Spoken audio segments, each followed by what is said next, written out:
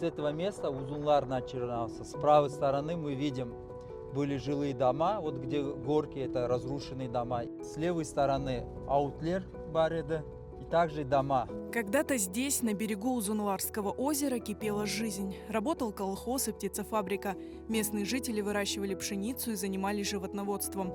Сейчас о некогда процветающем селе Узунлар в этой степи напоминают лишь разбросанные в траве осколки черепицы и камни. Этот камень был найден в селе Узунлар, в моем родовом селении. Этот камень мы вместе увидели саблязизм, проект Гайрет. Этот камень, здесь такое еще железное была, его мололи пшеницу. Для пшеницы она была предназначена. Первые упоминания об Узунлар относятся к XVIII веку, но жизнь здесь била ключом гораздо раньше. Один из памятников истории села – хорошо сохранившийся колодец с пресной водой. Воду жители Узунлар собирали и в специальных прудах – аутах, которые заполнялись после дождей. А еще в Узунлар из земли била нефть, которую местные жители использовали в быту. Жермай Узунлардан Козауылға кеткен yolda да бір чұқырда бар екен. Узунлардан кеткен адамлар, ашлық алып кеткен адамлар, Козауылың дегірменшінің рижасынан шу чұқырдан метейлерге толдырып, жермайны толдырып алып бара екенлер. Дегірмен шу жермайнен çalışқан. До войны в Узунлар проживало 50 семей, только 2 из которых были не крымско-татарскими. Здесь был один из самых успешных колхозов, работала начальная школа и мечеть. Богатая история села Узунлар описана в книге, изданной в 2018 году Нариманом Баталовым. Вместе с сестрой он долгие годы собирал воспоминания уроженцев Узунлар, редкие фотографии. Для автора эта книга прежде всего дань уважения своим предкам, а также большой труд для всех выходцев из Узунлар. Benim ecdatlarım hepsi Keriş Yarımadası'nın şanlı Uzunlar köyünden olganlar. Babam Yakup Batalov, kart babam Batal Umerbek oğlu.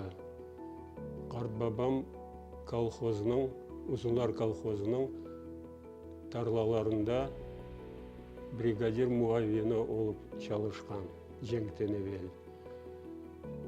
Cenk başlanған yılı, cenk başlanғанынан оны 5 balalı adamına 46 yaşında cenkке alғанlar.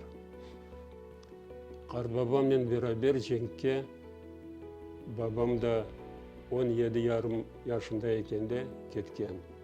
На фронт ушли 58 жителей Узунлар, почти половина из них погибли. Отец Наримана Баталова после войны отыскал свою семью уже в Узбекистане, в ссылке. Вместе с отцом они составили генеалогическое древо.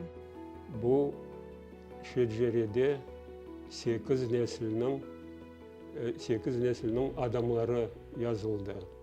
Şimdiki vakitte endi 9. ve 10. nesillerinin balaları doğdular. Sülale başı Bolat Akay деген adam olgan. Bizler Batalovlar Bolat Akay'ın Şerif oğlu, Şerif dedemizin pıtağındamız. Имена довоенных жителей Узунлар можно увидеть и на этой карте села, составленной его уроженцем, покойным Хаджибадином Сидшаевым. Здесь отмечены все достопримечательности Узунлар – дома и ферма, ауты и колодцы, мечеть и школа. При выходе села на пристань был прадедодом Аджибекирова. Здесь вот мы аут видим, он сохранился. Кладбище, часть кладбища размыта. Дедушка родился не в самом Узунларе, он родился в Саремени. Их раскулачили, они были вынуждены уехать в Саремень. Но прадед и весь род наш тысячелетиями связан с этим селом. В 1944 году жители Узунлар были выселены в Узбекистан. Родное село они больше никогда не видели. Сначала Узунлар было переименовано в Просторное, а затем и вовсе стерто с лица земли. Но село Узунлар не было забыто. После возвращения крымских татар на родину здесь проводились встречи односельчан, которые тоскуют по родному селу и помнят его славную историю.